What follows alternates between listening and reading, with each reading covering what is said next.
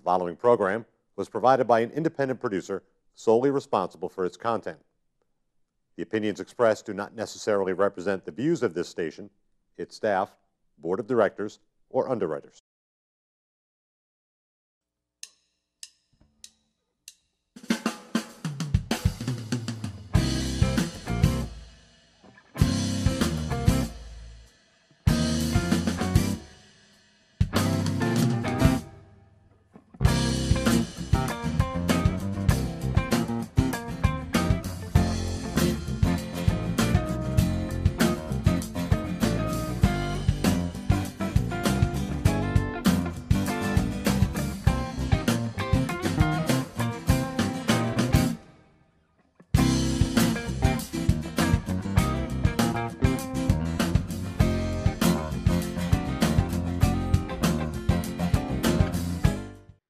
Welcome to Gate City Chronicles. I'm Kevin Avard, your host, and today I have it's Herbert Lewis. Herbert Lewis. I was just going to look at my paper, and Herbert, you've been around here for a while. You're the owner of the Tiger's Den here in Nashua. Yes, I am. And you've been around for about what, 40 years?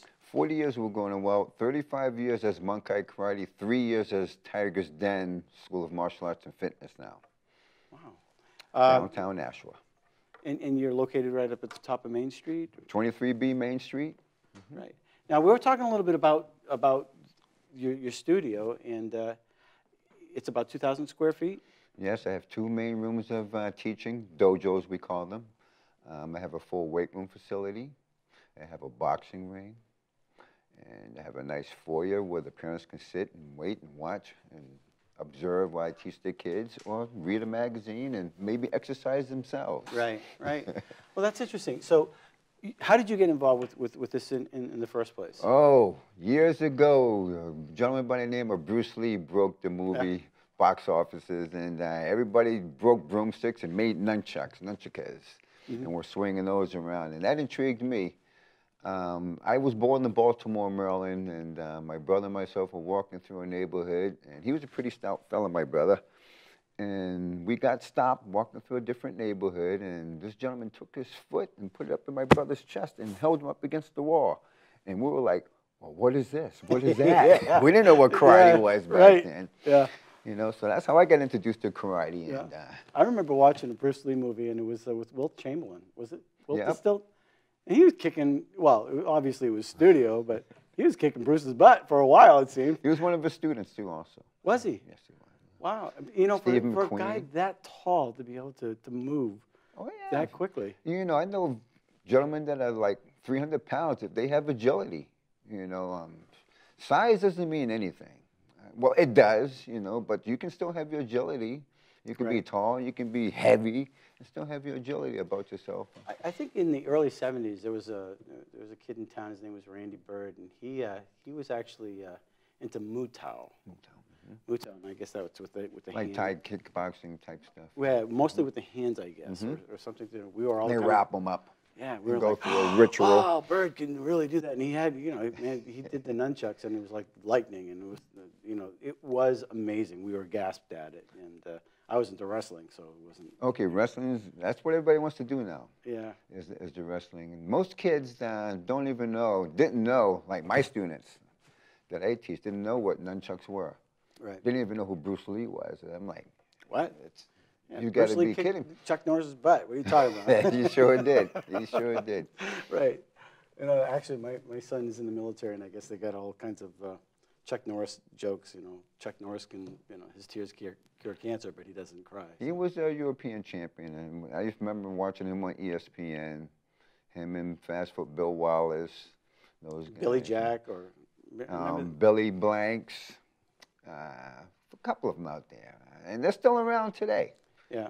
Except for Bruce Lee, of course. Yeah. But he still lives. He still lives in my dojo. So talk about a little bit about, you know, a particular routine. If somebody comes to your school, hi, I've never done anything before, you know, you're obviously not going to have them breaking boards the first day. No, absolutely not.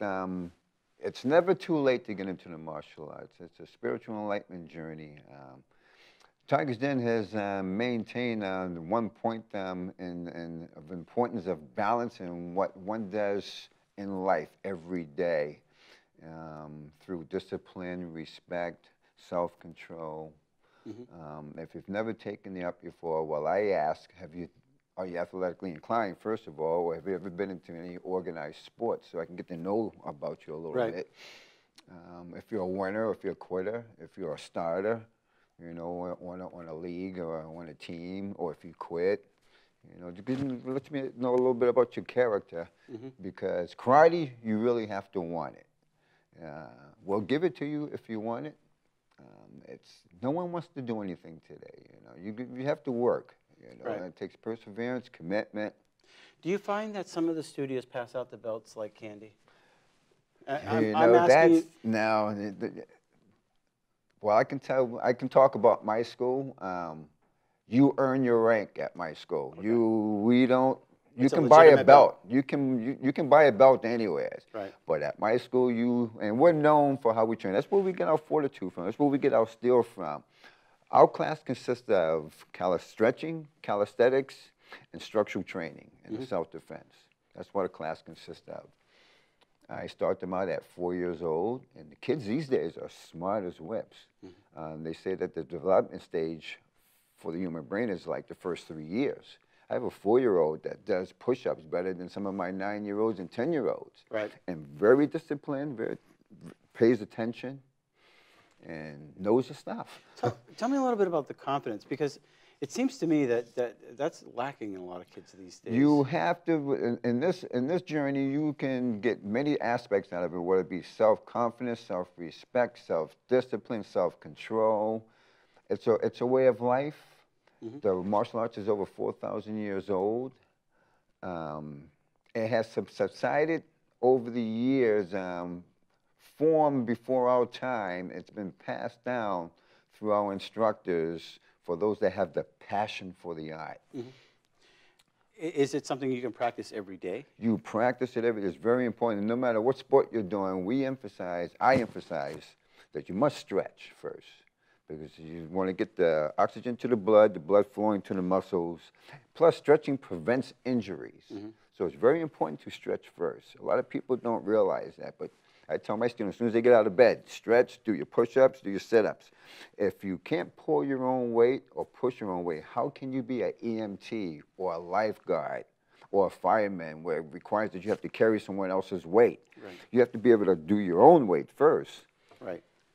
And this is all part of the disciplines, obviously. All part of the discipline. Yeah, we were talking a little bit before the air, and how that you get some punching bags there. You got a boxing ring. How often do the kids use the box, or anybody use the boxing? I have some students that do their hour karate class, which consists of the stretching, the calisthenics, the basic punches, the blocking system, the kicks. We get into, there's a requirement for each rank. They have to know their material as far as their combinations, the kempos. And then, once they're done there, they go into the boxing ring area. Is it full contact? We do have full contact, because everybody wants to do the MMA stuff now. All the kids that come in, they want to do the MMA. You figure 90% of your fights, end up on the ground. So it's good to know ground techniques, so we do teach that. Right, judo or jiu-jitsu. Jiu-jitsu is what we incorporate. Actually, it's incorporated into our style, actually. Now, did you have to learn that particular style, or is that all part of what you were trained in? That's all incorporated into the Chinese Kempo that I teach. Interesting. You don't do the weapons or anything like that? I specialize in weaponry. Sure we do, absolutely. In northern China, you know, the rich people they could afford to have a sword forged, but then you had the poor people over in southern China, which were like handled the fields. Their weapons were the staff or the sickle. You know, they took the wheelbarrow apart, and then there was the strongman sticks. They made wooden weapons. You know, they couldn't afford to have anything forged, so you know, they had to pick. But it was just, you know, they had to practice in secret too. Right, make do with what you have. Right. What is a typical? Is it an hour and a half, 2 hours? A typical? Our group classes are an hour class. I have an adult class that I teach. That's an hour and a half class. We're open every day of the week from 3 to 9 o'clock. I'm there all day Saturday, closed on Sunday. Yeah. Church on Sunday. Yeah, amen. So another thing I was talking about punching bags, and you know, I know that's a workout. You know, It is. The first time I did it, the first time, it was up in Franklin, and I started punching the bag. The heavy bag now? The heavy bag. And 3 minutes, I thought I was going to lose my guts. I got dizzy. I got sick. I thought, how can anybody do this? But over time, I was able to do it for about a 45-minute period. Yes. And I thought, what a great workout. And it is. You can get great cardio out of that. A lot of people think that the heavy bag is to come in and to beat on it hard. But it isn't. It's for you to work your lateral movement, and to work your combinations and your techniques. Yep. I mean, you come in there and pounding that bag like that for 3 minutes, well, do that for 10 rounds. Can you? Because I see the bag start beating you up after a while if you're not conditioned. And your hands are hurting. Oh, yeah, you need to wear the wraps because they're made out of canvas, they're made out of leather, they're all taped up, and that'll take the skin off of your knuckles. Big time. Oh, yeah. Yeah. But it's great exercise, great cut. I recommend it for anybody, and it's never too late. Do they spar? Do you spar? We spar. Out of all the aspects of the art, any master in the art would tell you if you keep anything that you learn and whatever discipline that you're learning, to keep your forms, because those are premeditated movements that you're fighting more than one person. You're learning how to throw multiple blocks, kicks, and punches, and twisting and turning in different directions. Mm-hmm. So that's great for you, too. But I still find that I have it in my blood, the fighting aspect of the art. I love to spar. Okay. And you don't beat up the guy you're sparring with? Oh, no. We don't beat up on our students. And we train them well, but we toughen them up, though. And then, like I said, you know, if you want it, we'll give it to you, you know, and you got to put the time in. I know it depends upon the individual, but how long does it take to go through a belt? Is it 6 months, a year? There is a time, and then everybody's different. Like I said, some people learn faster than others. So, you know, for like from white belt to orange, there's 7 ranks. There's white, orange, purple, blue, green, brown, and black. All right, and from white to orange belt, 3 months, 2.5 to 3 months to get your orange belt. That's a beginner's rank. Purple belt's beginner rank, and then you get into intermediate rank, and then advanced rank. That's when we start to look for you to put your own personality and character into things, and you choose a weapon at green belt. I had to pick a weapon. The gun's not included. It took me 5 years to get my black belt. Wow. Oh, okay. Yeah, so we don't give them away. We don't give them away. You have to put the time in, and there's 2 teachers. There's Father Time and his helper practice, we call it. Yep. The 2 greatest disciplines are stillness and silence, and the greatest virtue is truth. And the truth is, we all need it. Do you work individually with each student, or do you have private classes, and I have my group classes. I have my kid classes, ages from 4 years old up until before to 12, and then I have my teenagers class that I do. Those are hour-half classes, Mondays and Wednesdays and Saturdays, from 5 to 6 for the kids and 6 to 7 for the teenagers. Mm-hmm. But while I'm there, you can come in and work out. Is there a good mix, boys and girls? Yes, absolutely, absolutely. It's good because I've gone to tournaments and you got to fight this girl. Well, you better fight her because she's going to be fighting you. Right. Yeah. So there are full contact. Yes, we do. The point sparring is more of a game of finesse. It's a game of tag. Okay. So with the point sparring with the karate, so you have to wear the full gear and the whole bit. The foam padded helmet, the groin protection, the hands and the feet. Mm-hmm. Back when I was coming up, you didn't have any of that stuff. It was bare knuckles and feet. Mm-hmm. We had hardwood and floors to practice on. Today, they have carpet, they have mirrors, and they have the foam padded. So I tell them they have it made today. And we train under diversified conditions, whether it's 100 degrees or whether it's 0 degrees. We still train. As athletes, irrespective of hardship, fatigue, injury, you must still continue to train. Just don't sit around and let it get to you. Right. You must stay mobile. Work through Do the pain. something. Work through it. Interesting. Absolutely. There must be some testimonies of people, you know, where, you know, oh my gosh, I was in this situation, and, you know, thanks to your trainings, you know, things of, you know, I was able to at least get out of a bad situation. You know, in today's society, unfortunately, you know, you got the bullying that's going on and things that the way they are. People are doing whatever extremes what they need to do to survive. Mm-hmm. And I have parents come to me all the time, you know, with situations. And all I can do is, we have our 5 morals that we teach our students. Avoid, check, strike, maim, for all life is precious. Right. Try to avoid a situation, but today's society, you know, they want to be persistent and, you know, they want to pick one, the smaller guy. I'm a little guy myself. They look at me, figure they could just run over me. That's not happening. Right. But I'm a humble guy. we don't teach for anybody to go out and show off or to do it in the wrong way. Right. You know, it's a self-discipline training for yourself. If you want to get into the competition atmosphere, which I'm looking for that. I'm looking for talent all the time. I can't get out there in the circuit anymore, so I'm developing champions for them to get out there and get those trophies and make a name for themselves and represent the school, represent themselves, do it for themselves. Hey, Rocky, you want to be a winner, right? And I have great clientele. The kids are awesome. Yeah. You know, I specialize with working with the kids because they're motivated. How about the adults? Is there a good class? Yeah, I have great class for the adults, great clientele from all walks of life. We're a down-to-earth school. You know, we all work together. And when it comes to a team effort as far as doing a community event or whatever, they're all gung-ho for it. Do you have any community events coming up soon? Or? A Bavarian cancer thing that one of my sisters from church was telling me about it. I haven't gotten an exact date, but we just did the American Cancer Society walk that they had at Grilly Park a couple weeks ago. Habitat for Humanity, we did that. The Nashua Community School of Music of Arts, we did an event for them.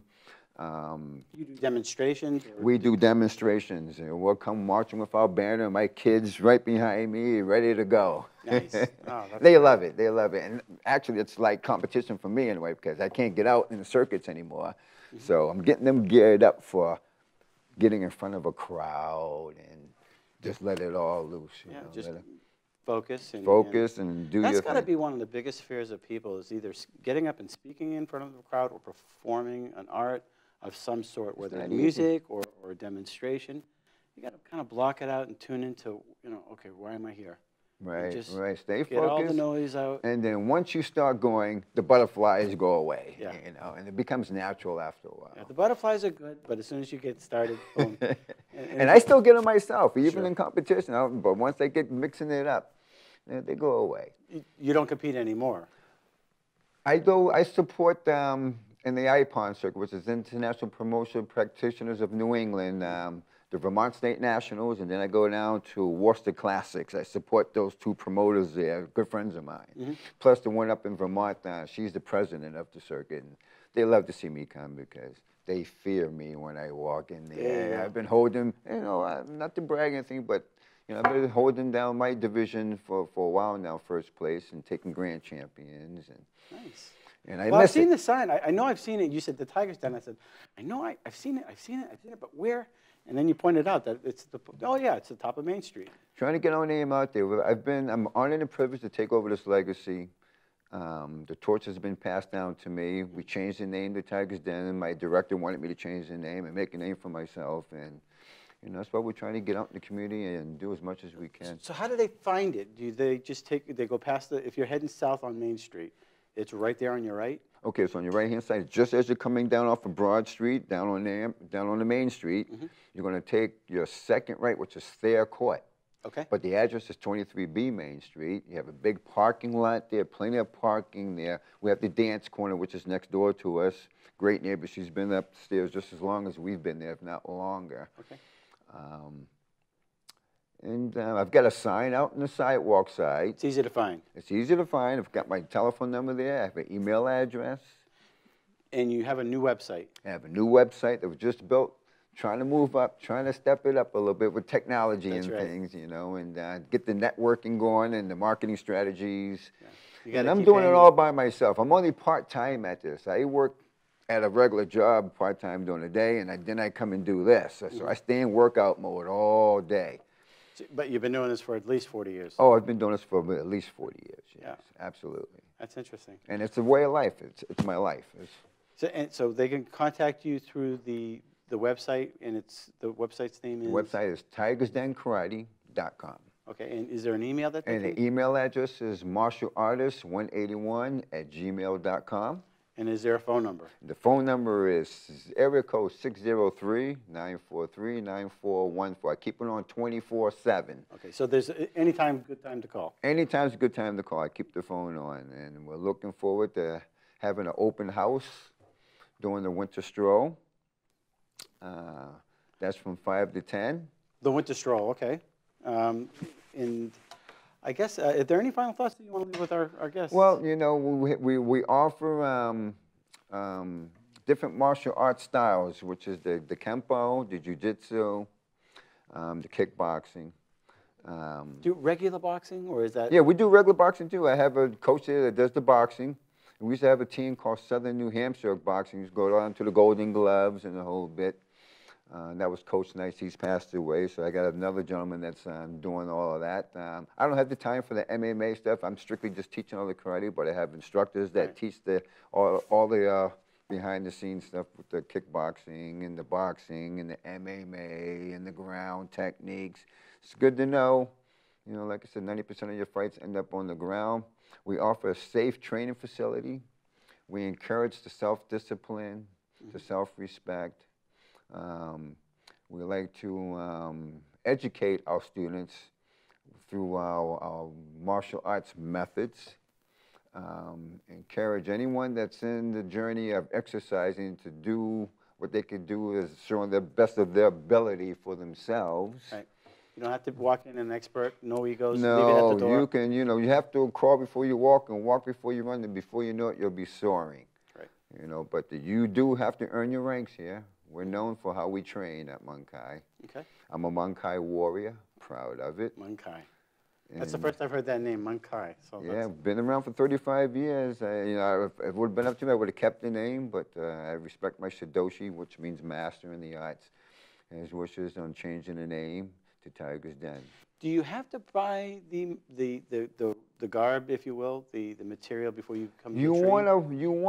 You know, if it's your first time, just to make sure this is something that you want to do. You know, wear loose fitting, you know, sweatsuit or what have you, but we do have the gis, top and bottom. It's good to have that because when you start getting into some of the intermediate ranking materials with the headlocks and the arm grabs and any of the grappling type stuff, you know, you want to have your suit on so we can maneuver in a safe manner. Right. As far as not ripping off your clothes and your T-shirt or what have you.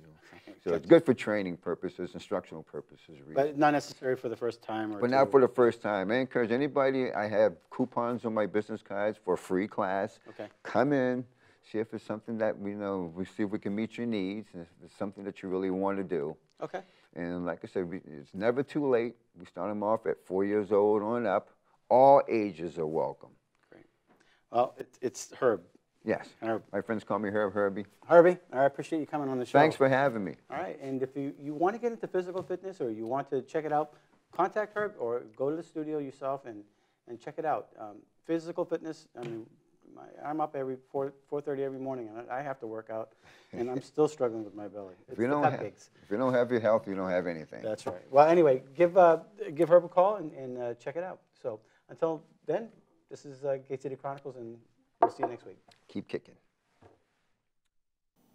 Thank you for watching Gate City Chronicles, and we want to thank our sponsor, Aardvark Dean of Clean, the carpet cleaner in Nashua. You can reach him at 603-630-1743. And if you would like some more information about Gate City Chronicles or want to be a guest, contact me at gatecitychronicles@gmail.com. Until next week, thanks for watching. The preceding program was provided by an independent producer solely responsible for its content. The opinions expressed do not necessarily represent the views of this station, its staff, board of directors, or underwriters.